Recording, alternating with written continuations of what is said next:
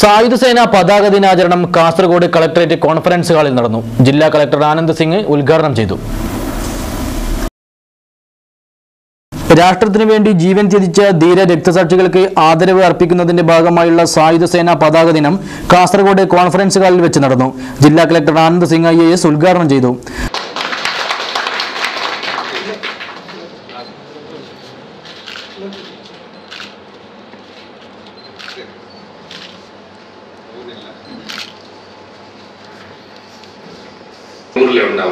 Northern ഈസ്റ്റിലെ ശേഷം ഇവിടെ തന്നെ ഒരു മെമ്മോറിയലെല്ലാം ഉണ്ടാക്കിയിരിക്കുന്നത്. പക്ഷേ ഈ അങ്ങനെയുള്ള ദിവസമുള്ള പ്രാധാന്യമാണ് ഒരു ഫോക്കസ് ആയിട്ട് ഒരു ദിവസം നമ്മൾ അതിനു വേണ്ടി ചെലവ് കഴിയുന്നുണ്ട്. കഴിഞ്ഞ വർഷം നമ്മുടെ ജില്ല ആയിരുന്നു മാക്സിമം ഫണ്ട് ഈ കേരളത്തിൽ റോളിംഗ് ട്രോഫി നമുക്ക് കിട്ടിയ ഒരു ചെറിയ ജില്ല ആണ്.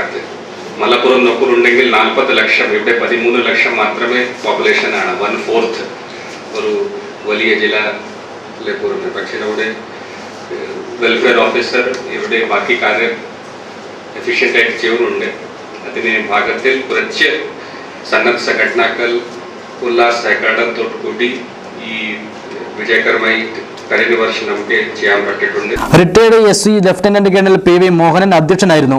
ജില്ലാ panchayat president advocate PP Shyamala Devi മുഖ്യ അതിഥിയായിരുന്നു. നാരായണൻ നായർ, KK പ്രഭാകരൻ, CK ചന്ദ്രൻ എന്നിവർ പ്രസംഗിച്ചു.